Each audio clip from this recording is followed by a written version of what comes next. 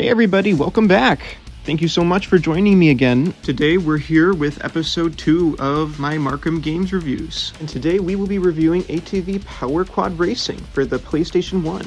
I grew up spending a lot of time at my family friend's farm. They owned a couple ATVs, and I have very fond memories growing up of riding them around with friends. But unfortunately, I never owned one myself that worked. So, I had to resort to alternative sources. I had a pretty substandard Wii 4-wheeler kind of game back in the day, but unfortunately I don't have it. But luckily for me, I found this game at my local game store for $5. It was released in August of 2000, and it was published by Acclaim under their Acclaim Sports label, and it was developed by Climax Studios. The PlayStation 1 is famous for these types of games. The Extreme series and Sledstorm come to mind. So needless to say, this game has quite some competition. Will it be able to stand against its rivals, or will it be just another shovelware on the PS1? Let's find out. Right off the bat, I have to say I am decently impressed with the menu screen. It's all laid out in this circular motion with some fancy lighting added on top of it. It's easy to navigate, and it looks good, so I really have no notes here. Your options here include a single race, a time attack, 2-player mode, trophies, options, and a championship mode. This game's championship mode is what unlocks the other additional features of the game. There are only 3 tracks in the whole game, but you can use alternative paths by unlocking them. Each track has its own distinct theme respectively, including forest, desert, and snowy themed tracks. You have your typical racers that have zero impact on the gameplay, and a few different karts you can choose from, in addition to being able to use auto or manual transmission.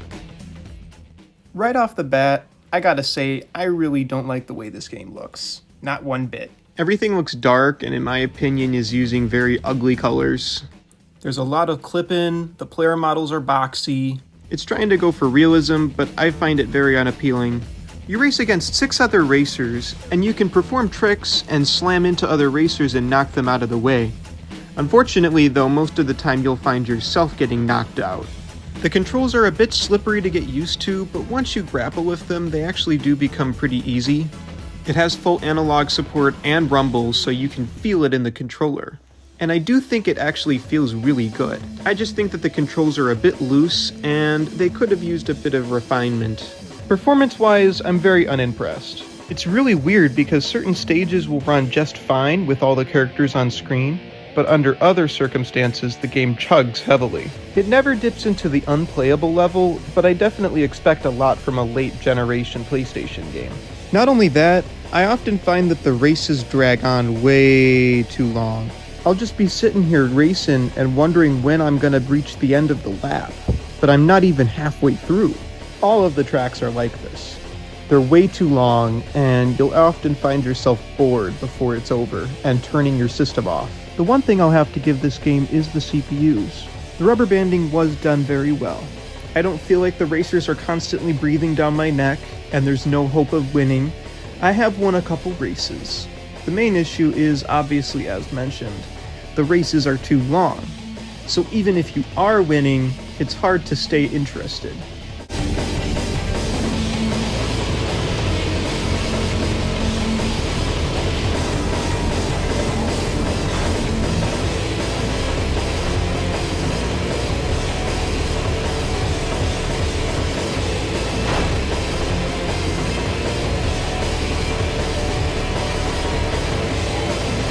And there really isn't a whole lot in terms of unlockables either.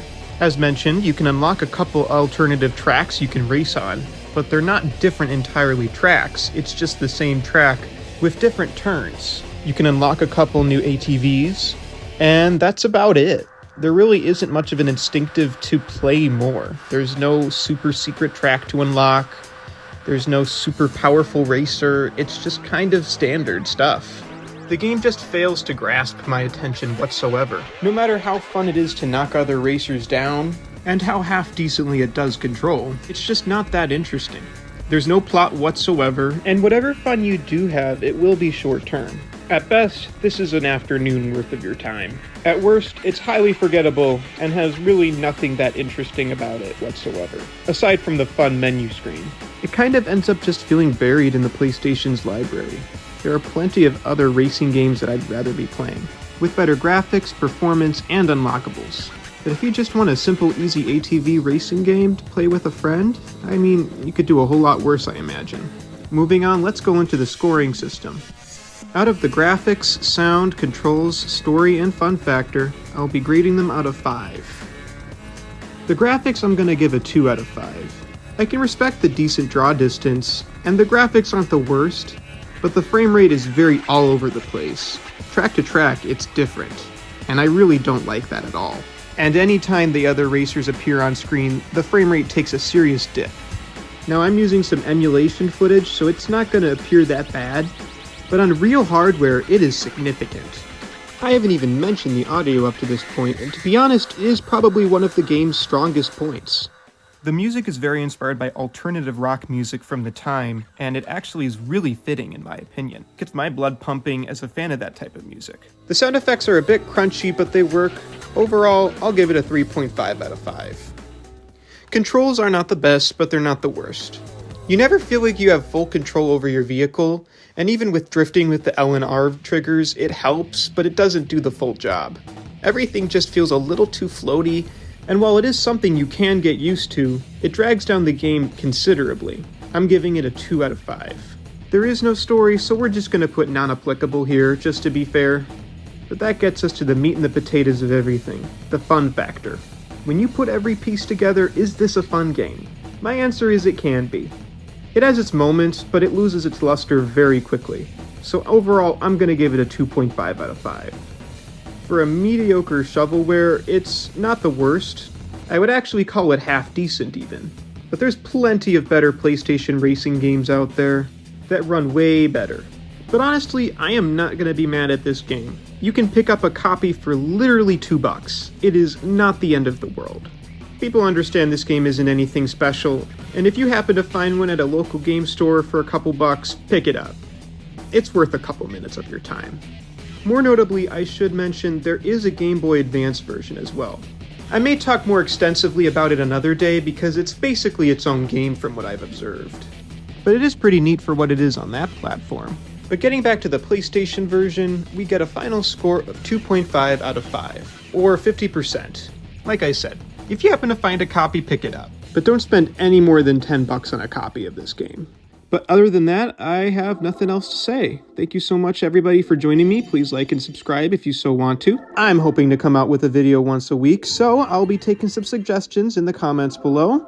But with that, I will see you guys next time. Have a good one.